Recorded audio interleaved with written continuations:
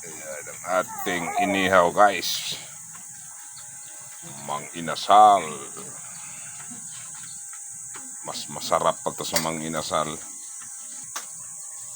Ayan. Meron tayong isda rin mga guys. Diba? Yummy yan guys. Yan ang ating ulam ngayon. Sarap yan, sarap. Baliktarin na natin ang ating isda guys. Kasi lutok na. Ayan. Wow! Wow! Diba guys? Ganda makaluto. Ay, ay, ay. Dumikit. Naka. Bale. Ganun na talaga ang buhay inihaw. Dumidikit. Iyan, no?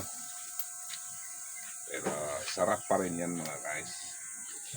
Yung manok, hilaw pa. Mamaya pa yan, balik sa rin. Ayan, sarap lang ating inihaw guys. Yan. Baliktarin natin dahil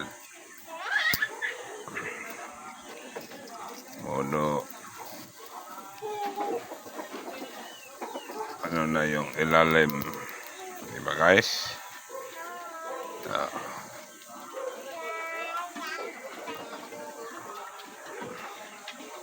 Mahal kasi ng uling guys. Ayan. Tiyaga lang tayo ng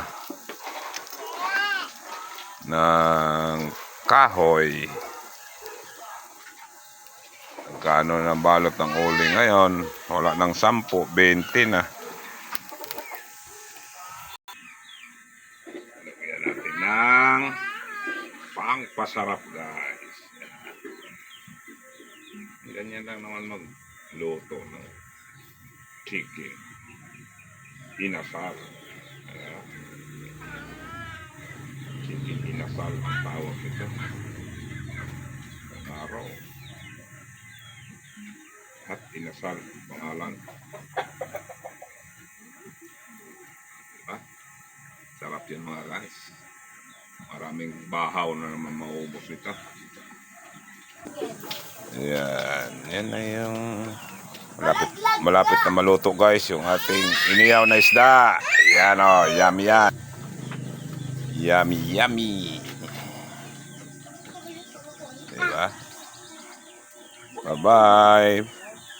Pakishare na lang, pakipollow ng ating video. Malaking tulong na yan sa akin mga guys.